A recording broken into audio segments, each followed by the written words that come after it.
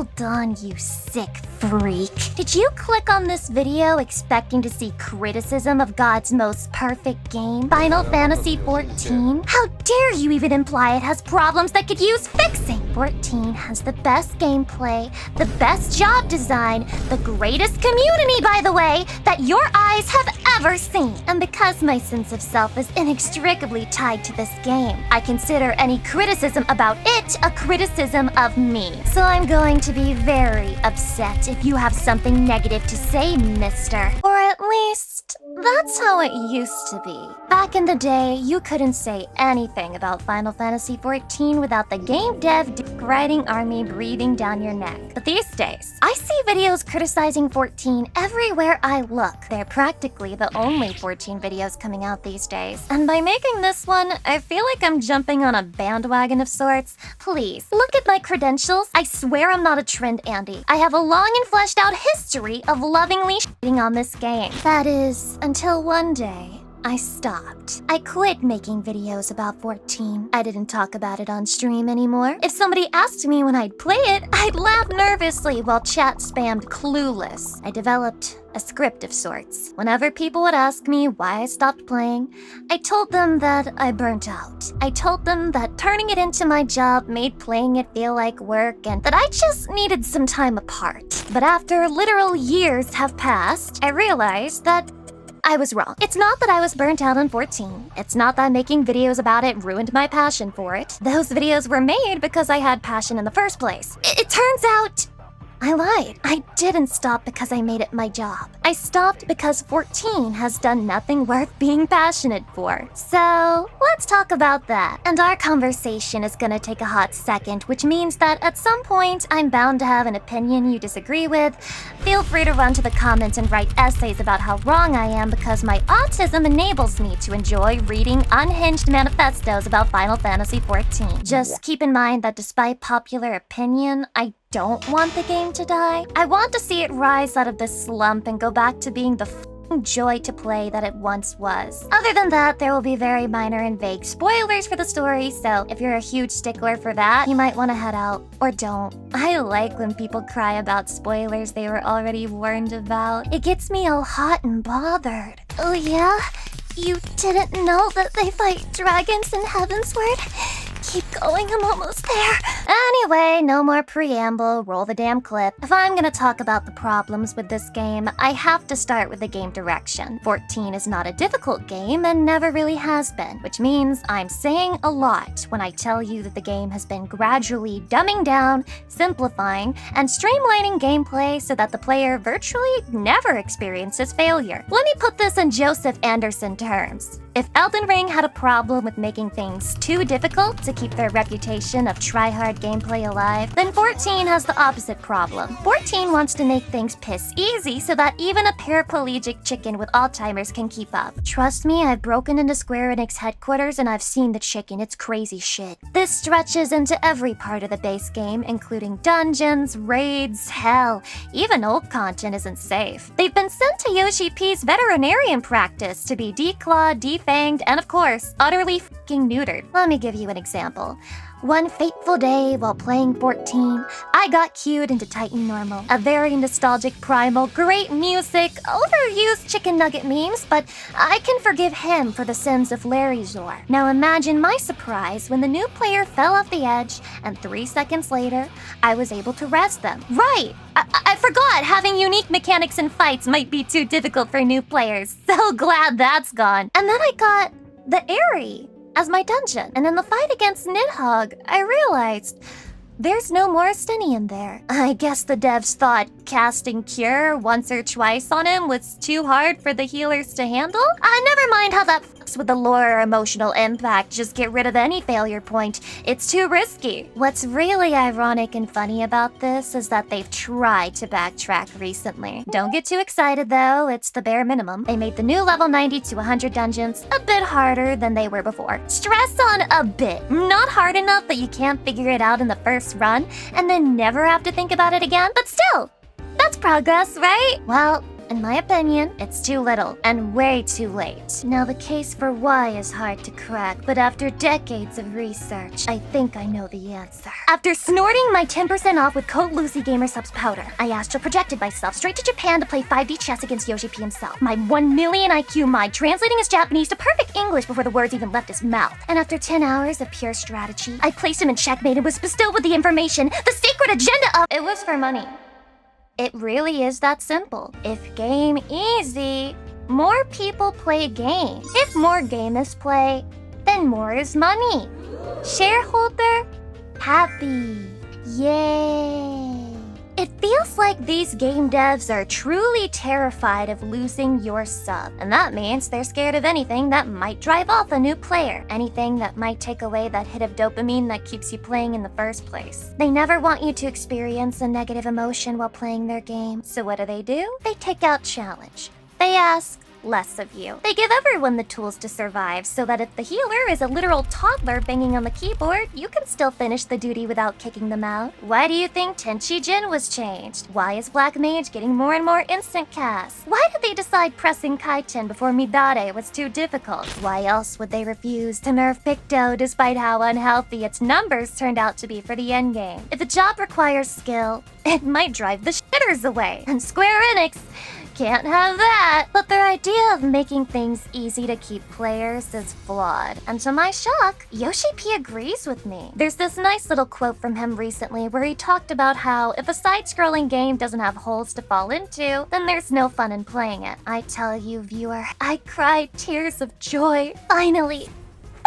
Yoshi understands. He's gonna do it, guys. He's gonna fix the game. And when I played the new dungeons, I felt that he was starting to fix that part of the game. The new normal trials were challenging in a fun way. I'll give them credit where it's due. They have tried to increase the difficulty for this expansion, even if it's slight. And it's a great change, and I appreciated it, but with the state that job design is in, I'm not really sure it matters. You'll hear other people say that jobs have become more and more homogenized over time, and I'm not gonna disagree with them. It's bad for tanks, it's real bad for healers, and to hear you DPS mains tell it, it's not going too good on your side of town either. And maybe this is a controversial take, but here's the way that I see it. If I can level each healer, one after the other, and I barely have to change my approach to gameplay, I think there's a problem. Even if the encounters are marginally more difficult, the devs forgot that the core gameplay of a job is what creates someone who mains it and keeps playing the damn game. And the thing is, they used to understand that. Scholar was a busy mess in Stormblood, but it was my favorite iteration of the job to date. Astrologian was an RNG-dependent job, but making the best out of a bad card pull was part of the class fantasy. Heavensward Dark Knight's Dark Arts required some thought, but god if it wasn't fun for the people who enjoyed actually managing their mana. Bit by bit, they've been stripping out the things that make jobs different, and Summoner in particular got a complete rework. Nowadays, if you like Dot, you can play Bard, I guess? Yes, I am well aware that this is God's most unpopular opinion. But seriously, why did they do old Summoner dirty like that? I'm saying this as someone who never mained the job, because I don't have to. I'd be pissed if it happened to my main, and with Healer it kinda did happen to my main, so I'm sorry. But I do think it was a middle finger to that player base, and the bare minimum they could have done was make a dot job that would replace it. But they didn't. Past Summoner mains got screwed, and there's no sign that they'll ever be unscrewed. They are permanently being by the massive dick of the job designers. And yeah, I know the player numbers were low, I know many people were dissatisfied that it didn't live up to the summoning lore, I know the dot playstyle was an acquired taste. But was the solution to that to completely nuke a playstyle out of the game and leave those fans with no replacement? It's sad because, you know, they could have done things differently. For example, maybe a little less funding into the scam known as Blue Mage and a little more into creating another Arcanist spin-off? No? We're gonna keep making limited jobs? Okay, I guess I'll go kill myself. But time and time again, the devs have shown that they will choose the path of least resistance. And what they replaced Summoner with was by far the easiest job to play in the entire game. Sure, Having a couple jobs that are brain dead isn't a bad idea, but you went and replaced one of the sweatiest dot time optimizing spreadsheet maxing player populations with that? But even this is nothing in the face of the greatest consequence to making everything easier to play. And if you're a healer main, you already guessed it, the total death of the Trinity system.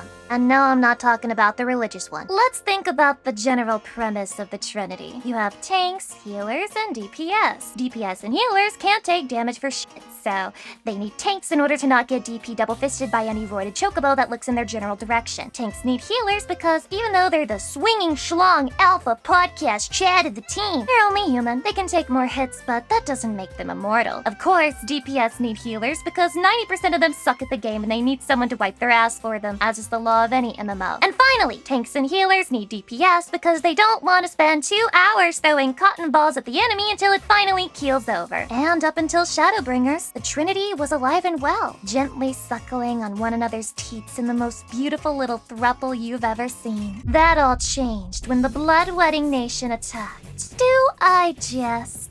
Only a little bit. Warrior is far from the only problem with the Trinity system right now, but it was the first big blow, and the trend has only worsened with time. When I was still playing healer, anytime I got a warrior in my team, I would begin the 5-stage process of grief, because I knew I was about to have the most mind-numbingly boring dungeon experience of my goddamn life. There is no skill involved with carrying as a warrior. It is incredibly easy to press Bloodwedding on cooldown, and if you press it on cooldown, you win, whether you have a healer or you don't. In fact, if you want to be a real jackass, there's a fun little prank you can play on the party. If the healer ever dies, you can make sure you don't use any of your tools to keep the DPS alive, and then proceed to solo the boss, flexing your EP in front of their corpses, forcing them to wait half an hour for you to finish one enemy. Very fun. I love when that happens. And if the warrior is sentient enough to use their healing tools on the DPS, then it's straight up optimal to ignore the Trinity and run a dungeon with a warrior and 3 DPS instead. After all, DPS is king in this game, and for whatever reason, Daddy P has decided that healers should have the least of it. Nowadays, warrior isn't the only problem child. This plague of adding cracked healing tools to non-healer kits has only festered. Paladin also has incredible self-sustain, Gunbreaker has respectable self-sustain, Dark Knight is...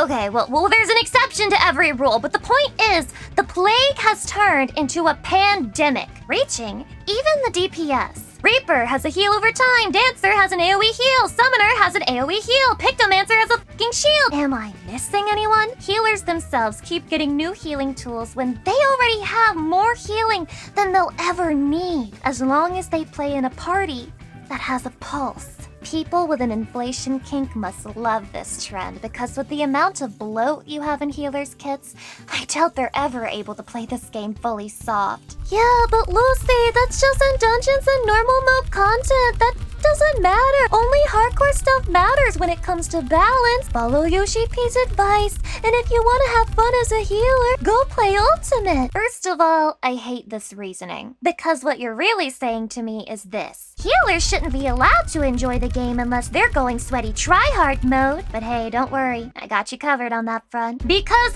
Ultimate has already been cleared without healers. Those are like the top 0.0000001% of players. Not everyone could do that. Yeah, and I also don't know how to hack into Square Enix's mainframe and find the forbidden ERP logs between GMs. Is that a skill issue on my part, or do you think it's by design? Fact of the matter is, if the devs didn't want you clearing without healers, they wouldn't make it possible no matter what you did. They've gone back and fixed things where tanks weren't necessary. In the case of healers, they just don't care. And neither does the majority of the player base, it seems. I suspect it's because they don't want their overpowered healing toys yanked away, or because they don't play healer and thus don't give a shit. But hey, it keeps happening and will continue to happen. The most recent Savage tier was cleared without healers, I think on week 2. Very ordinary stuff, perfectly healthy for the game. Wait, oh shit. I have an incoming voice message from Yoshi P. Do any of you guys understand Japanese? 寝たられて椅子に座ってがいい貴様らの新しい日常が来たのだ。Perhaps unsurprisingly, healers don't like Yoshi's cuck chair. In fact, healer disappointment has reached such an insane level that there's a thread on the official forums with over 1,000 pages. Healers are pissed, and the devs have been turning a blind eye to it since 5.0. 5 years. 5 years healers have been left in this state with no promise of balance or even changes to their DPS kit to at least give them something, anything to do while the warrior main solos by breathing. And if I sound gamer rage mad, it's because I am. I loved healing in this game, goddamn. But I was obsessed with it, talked about it all the time. Hell, I started my fucking career over it, so yeah, pardon me if I'm a little pissed, but I'm not going to apologize for having passion about a game I've put years of my life into. The devs have two choices if they actually care about fixing this. They can either bring the roles back into balance with one another and restore the Trinity, or they can admit they hate dealing with healers and just axe them entirely from the game. I'd take either one at this point. At least that would be proof that the devs have a direction in mind and that they're pursuing it with confidence, but for now, we're left with wishy-washy healer kits that only ever get fun when the party is really, really bad at playing the game. And considering how easy the content is,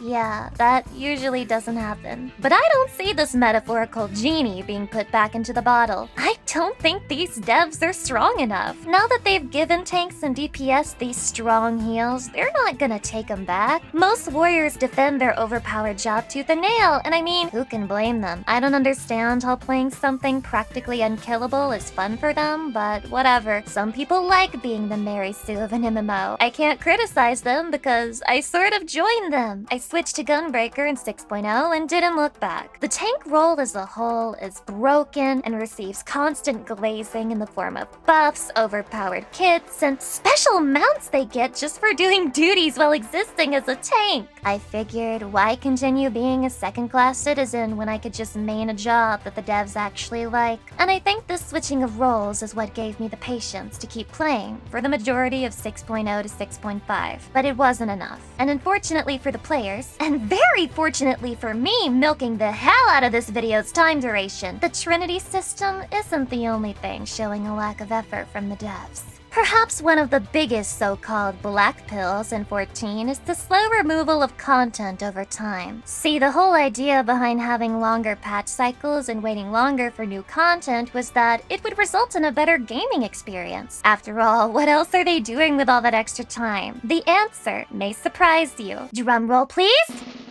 They've added a grand total of exactly less content than you had in the 3-month patch cycle. You know, when I've had a long day of hard work, and I just need some time to unwind with my favorite MMO of all time, I love to go sit in my comfy chair, log in, and do nothing. God, I love doing nothing. How do the devs expect us to do all this nothing they're making for us? Sarcasm aside, I do see people questioning the devs' thought process all the time. Like, what do they see as the motivation to keep casual players logging in when there's nothing new to do for months at a time? Don't fret, because I'm 90% sure I have the answer. They are hinging their bets on the role-playing community. I genuinely think their idea is that enough people are going to reach enlightenment just by dressing up their catgirl and AFKing in Limsa Square with a dance emote. A paid dance emote, by the way. Because let's not forget that putting emotes in the cash shop is way more profitable than turning it into an event reward. God forbid we made actual content for the game. Just make product and sell it as quickly as possible or the shareholder might lose his erection. Yeah, man, the game devs do a little uptime maximizing of their own, and their motto is ABC.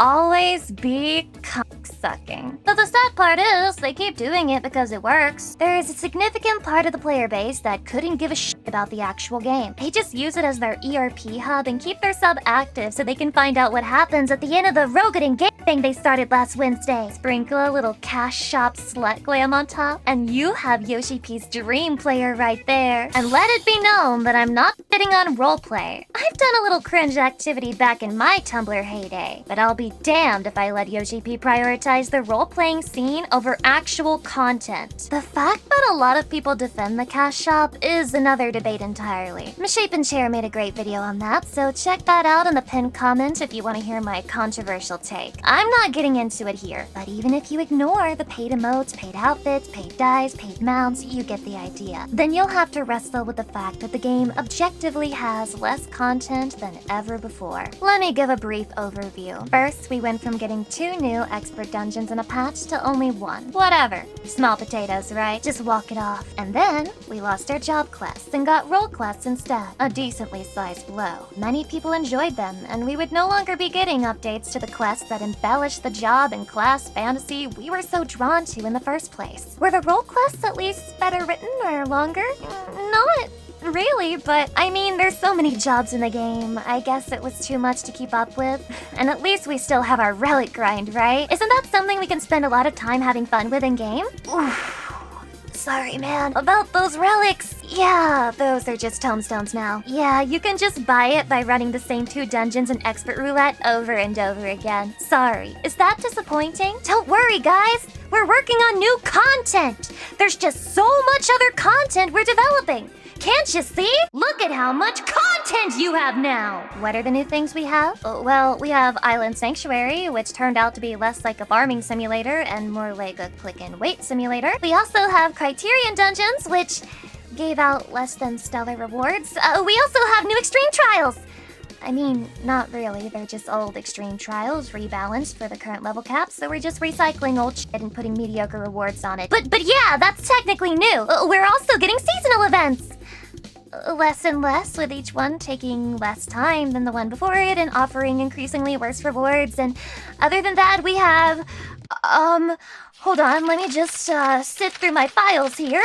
We have, here it is. We finally put Hilda's hairstyle in the cash shop. What's that? Have we fixed the housing situation? Well, no, that's not. Yeah, you do have to stay sub to keep your house, of course you do. Are you looking forward to getting new outfits in the dungeons and crafted gear?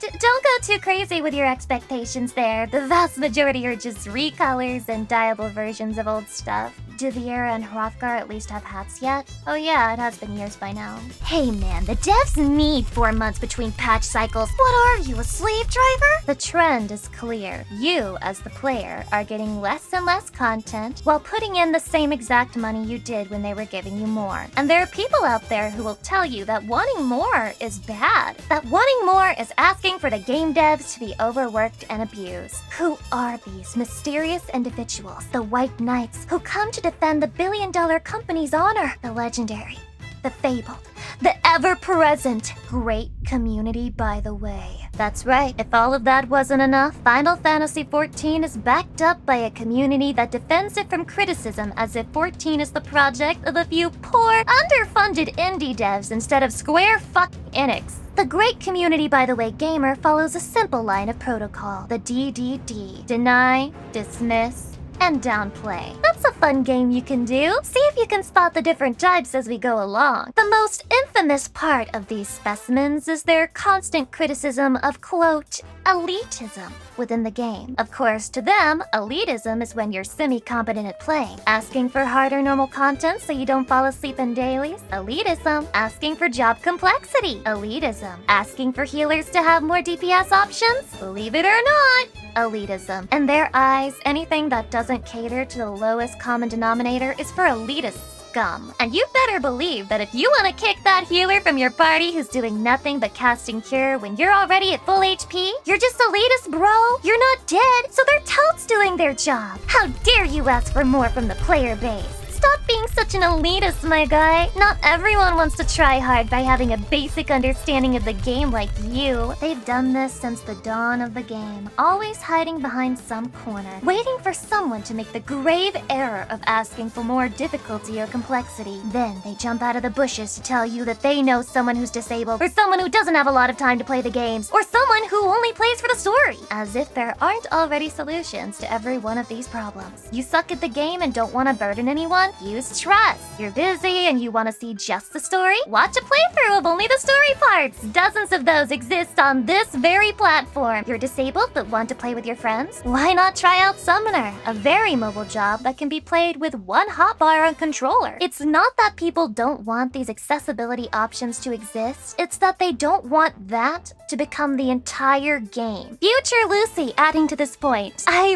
really hate the accessibility argument that people make to defend the devs, because while I was putting together this video, I literally found a thread with about 80 pages worth of people talking about how the new graphics hurt their eyes and makes the game unplayable. These people have gone completely ignored, with not even a mention from the devs. And considering how easy it would be to add some settings to get rid of the bloom and maybe lower the brightness, I really don't know how you could actually believe they care about accessibility. Okay, back to the video, just felt that deserved mentioning. But in the eyes of the great community, by the way, this is toxicity. And asking for normal mode content to be anything more than a brain-dead slug is a sin. But they defend much more than the gameplay. They're also ride or die for the story, no matter how low it's fallen. Let's take Dawn Trail, for example. Twitter in particular was the Wook Lamont Defense Squad. Any criticism of her writing would get you called a plethora of insults. Illiterate, brain-rotted by TikTok, and edgelord. I'm pretty sure they just started pulling shit out of a hat at some point. There were even people straight up calling the story brilliant and some of the best writing in the game. If you don't like it, you don't have an attention span. You're just a selfish brat who can't stand when the spotlight isn't on you. You're just a bigot. You hate women. You're a negative Nancy who hates happiness. And if you're right and the story is mid and the quality is down, don't worry. They're just world building right now. It's impossible to make a good story in a new world, right? Let's ignore the fact that they literally did that with Shadowbringers. Let's make excuses for the writing team. Guys, have some sympathy. It's really hard to sell books too, because all of them are required to world build for 400 pages before they make things interesting. That's why there's no such thing as a booming bookstore industry selling novels that only have one volume. This community made me feel genuinely gaslit about my experience with Dawn Trail. It wasn't just one or two people jumping to the game's defense, it was thousands. But if I had to summarize my thoughts on the story after giving it time, letting it sink in, and coming back to it with a clear head, it still felt like an insult to the player's intelligence, as if it was asking you to forget every lesson you learned in each expansion up until that point and throw it all away, because this time, the happy and wholesome character will get exactly what they want, with no real, long-lasting consequences thrown their way. It was so antithetical to the worlds of Heavensward and Stormblood and Shadowbringers, to the point that I could not reconcile them. It legitimately killed my interest in the story. I'll pause my thoughts on Dawn Trail there, because this is more so about the toxic positivity the community throws at it, and other creators have already done a great job breaking it down, particularly Zepla's video, which I highly encourage you to check out if the topic interests you. Her thoughts almost perfectly echo mine, so just imagine Zepla saying it in a much whinier, annoying, and high-pitched voice, and then it's almost like you're still listening to a Lucy Pyre video. Does it end here? Do they at least know when to call it quits? Sure, they blow smoke up the gameplay and the story's ass, but surely they wouldn't defend something serious like, I don't know, a huge gaping security flaw? Nope. And strap in, because 14 players still stand in the way of the game's progress, even when it makes zero sense to do so. And I can prove it. They had one of their absolute greatest hits about 7 months ago, back when the devs rolled out their new blacklist system. For those of you who don't know, there's been some recent drama regarding data exploits, and without going into the nitty-gritty, here's what that means. Stalking you on your alts just became easy as hell for bad actors. Some absolute prophet known as Fori Manori Sinar, hallowed be thy name, tried to warn the community at large about this, but they hated the Messiah because he told the truth. Oh no! Anyways, it's still miles and leagues better than the previous system where you couldn't get away from people even if you wanted to. They're blacklisted anyway, so what's it matter? It's no different from them having your loads down. People have been tracking other players for years. I'm sure my stalkers love watching me AFK and old Daw for 96 hours. Well, hardly ideal. The people who would benefit from this the most are getting blacklisted anyway. If you're getting into situations where you're worried about people spreading slander about about your alt accounts even after you blacklisted them, you need to really touch grass and reevaluate your relationship with online games. This thread, for as important as the information within it turned out to be, only got 10 upvotes. Artwork of someone's borderline naked cat girl gets 100 times more. And the comments within the actual thread, all different ways of saying, no one gives a fuck, or it's not a problem anyway, or yeah, it's a problem, but you're just being paranoid if you think people will actually stalk you. Comments filled with misinformation and people who have no clue what they're talking about. All things they said with confidence and upvotes before an actual stalking plugin was created and distributed publicly to players, forcing everyone to pay attention to the very real issue Square Enix had created. If you've never been in a situation where you had to worry about your privacy in the online game that you use to unwind and relax, then congratulations. I envy you. But I am asking you to exercise a shred, a fucking modicum of empathy when I tell you that there are awful, terrible people out there who stalk and harass and threaten over the most irrelevant shit you can think of. Undercutting on the market board, leaving a free company, having a bad day in Party Finder, rejecting someone who asked them to be their RuneScape girlfriend. All of these things have been reasons for stalking in-game. So I just want you to put yourself in their shoes for a moment. What if every time you wanted to have fun with your favorite game, someone came up to you and started giving you shit? What if no matter how many times you blocked them, they'd always have a new alt to troll you with? What if they somehow knew where you were in-game all the time? Wouldn't you just want some fucking privacy? Wouldn't you appreciate having a little bit of your anonymity back? If you can't understand why it's a problem, I can only assume one of two things. One, you're naive as hell and you think evil people don't exist. Or two, you're a complete asshole who doesn't care about others and you're arrogant enough to think it could never happen to you. Well, for your sake, I hope you're fucking right, because Square Enix has responded to the situation, and their response was, and I practically quote, please don't make plugins to stalk our users. That is very mean. We will sue. Future Lucy back again to let you know they have addressed this issue again in the latest live letter, but it's still unclear if they have an actual plan to fix it or if they're just reminding us that they know about it. At the very least, they don't seem to be in a rush to patch this out, so the point still stands. No fix for the exploit, no rushing to solve their security flaws, nothing that would actually solve the problem permanently. Because even though the plugin is no longer being distributed, they can't delete it from the people who already downloaded it. They can't stop people from making new copies. And hell, even if they magically could, the security is so bad that all you need is fucking Wireshark to figure out what you need to know. So no, their response is not enough. It's a joke, and it shows zero consideration for the people playing their game. I hate that this community dismisses real concerns until they're impossible to ignore. I hate that the person who whistleblowed this on Reddit was treated like a paranoid idiot. I hate that people defended the devs when they were objectively, factually undeserving of that defense. I hate how they are always standing in the way of this game's progress,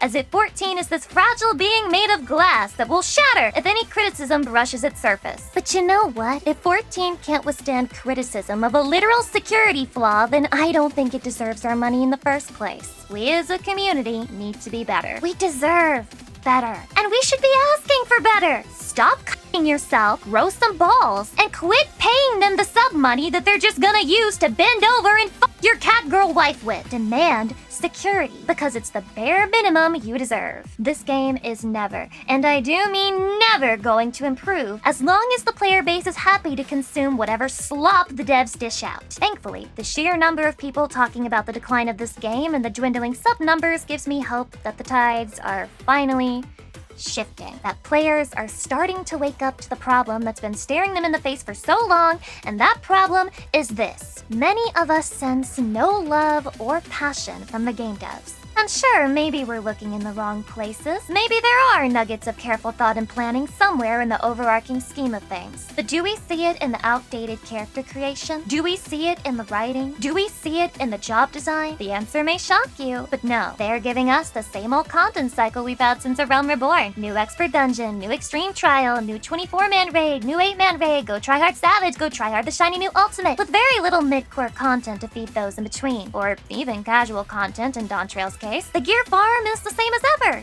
and as stingy as ever, not allowing you to try new jobs in endgame without investing your limited resources into it. Fuck with the way tomes are done in this game, I feel like Final Fantasy XIV is a gacha game and I just hit my Battle Pass weekly XP limit. Why the hell am I paying a monthly subscription for a free-to-play experience?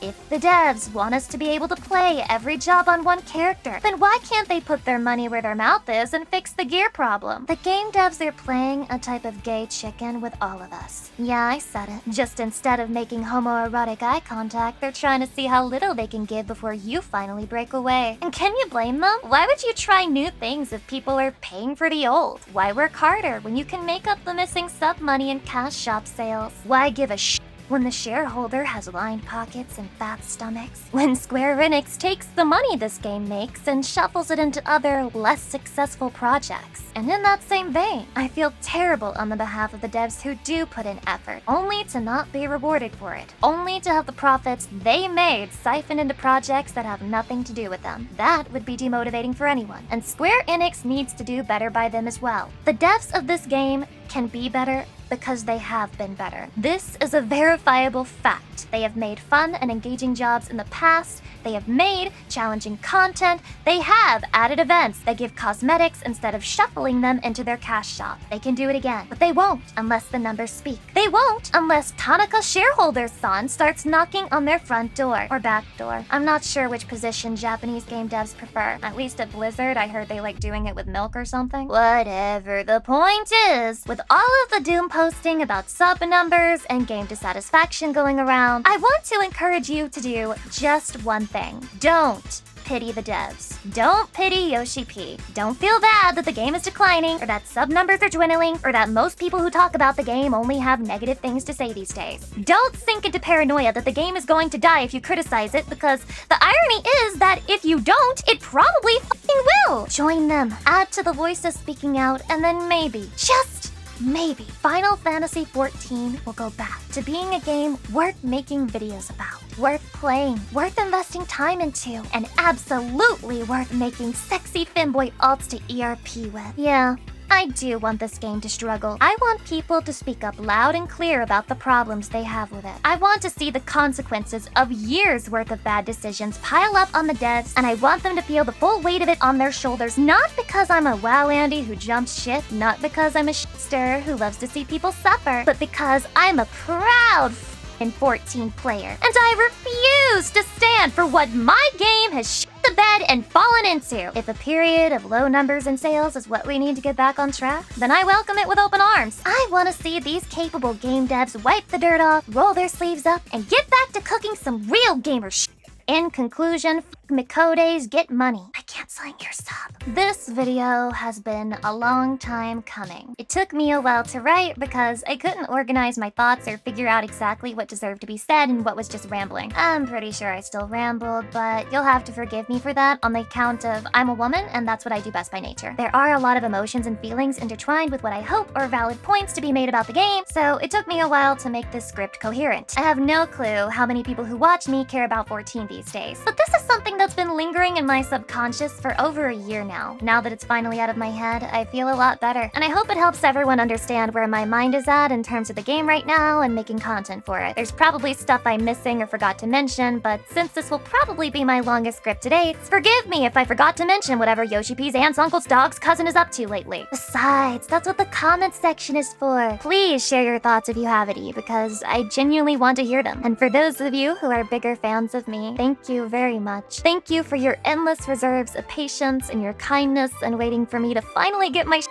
together enough to make this. And a shout out to all of you who still have a YouTube membership to me, even though I haven't been feeding you very well at all. And finally, a special thanks to my patrons, especially those of you at the highest tier. Flying Ogre, Arbiter of Ash, Chris, Six, County, Ducky, Eat This Brick, Ghost JB, Iron Fist, Jake, JCD, Joe Jetta, J Ryder, Lamelda, Mobius, Necromancer, Nova A, Papa November, Pocket Prinny, Reposit, Morbius, Gamers Remnant, Shoehorn, Sink Beast, Steve, Struck Darkified, Noob Swordman DS, Prodigal Son, Thrandir, Zarsoth, and Zedekiah. Without you, I wouldn't have been able to finish this script. You're the reason for me sharing my opinions with the internet instead of a therapist, which is to say, you keep me mentally ill. Thank you for that. See you next video, which is hopefully not in another 6 or something months. Also, I was a skinwalker the entire time. Thank you very much to my friend Wolfie for consuming my bunny boy's flesh and getting the gameplay footage for me. Okay, now bye.